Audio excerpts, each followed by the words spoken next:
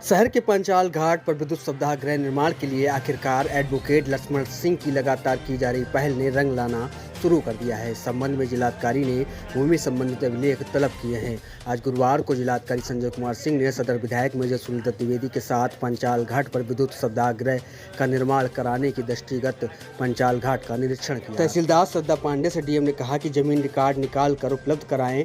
DM ने कहा कि विद्युत शवदाह गृह बनवाने हेतु अब तक जो भी पत्राचार हुआ है उसको तत्काल उपलब्ध कराएं ताकि पंचाल घाट पर विद्युत शवदाह गृह बनवाने की कार्रवाई पूरी की जा सके। इस दौरान अपर जिलाधिकारी सुभाष प्रजापति, लक्ष्मण सिंह एडवोकेट आदि लोग मौजूद रहे। इसका पूरा एनालिसिस कर लेते हैं, ठीक है, फिर उसके बाद ही कोई निर्णय। आवश्यकता है, कई साल से मांग चल रही है। क्या प्रोग्रेस है? क्या अभी प्रस्ताव भेजा गया है? अभी नहीं। अभी हम सिर्फ ज़मीन का पहले देखने आए थे, कितनी ज़मीन की आवश्यकता होगी, कितना खर्चा आएगा। बिजली का जैसा अभी वकील साहब ने बताया, उसकी कोई इशू तो नहीं है लाने में, चूँकि कैंट एरिया है। उसके पश्चात निर्णय लिया जाए किस ज़मीन में बनाया जाए, दूसरा क्या क्या उसमें रिक्वायरमेंट होगी, यही सब कि हम लोग विश्लेषण करने आए हैं।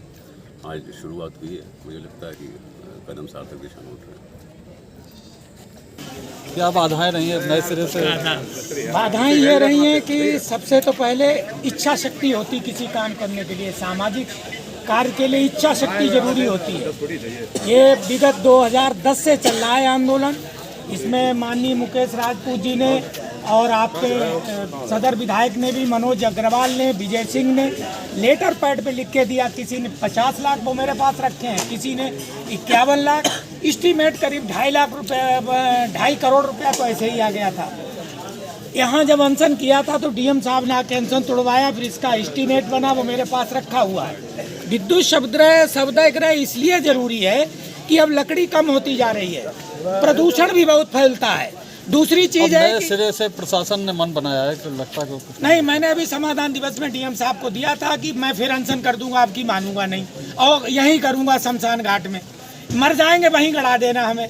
तो अभी मैंने दिया था, तो इन्होंने तुरंत ईओ को बुला के मैंने इनसे कहा था या तो जिला पंचायत से प्रस्ताव करा दीजिएगा या नगर पालिका से, तो सोता बहादुर नगर पालिका में आ चुका है, या नगर पालिका से बनवा दीजिएगा। जरूरी क्यों है?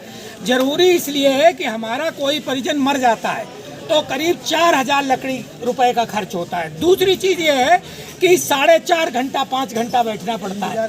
विद्युत शवदाह गृह में यह है कि आधे घंटे में हमारा कोई भी परिजन नहीं रहता है, उसकी 750 रुपए की यहाँ रसीद कटेगी, एक आदमी बैठेगा सरकारी। मृत्यु प्रमाण पत्र बनवाने में भी वो सहायक एक सबूत हो जाएगा, वो एंट्री करेगा और आधा घंटे में बटन दबाया, आधा घंटे में अंत्येष्टि हो जाएगी।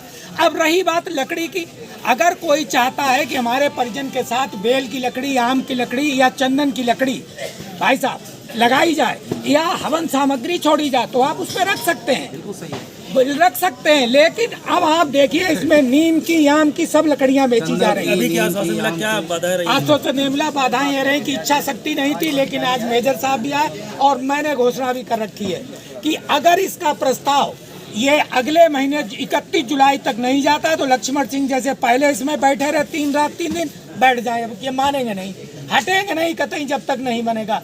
गंगा को बचाना जरूरी है और व्यक्तियों के ऊपर जो अतिरिक्त भार पड़ता है, एक और भी है इसमें गड़बड़ी।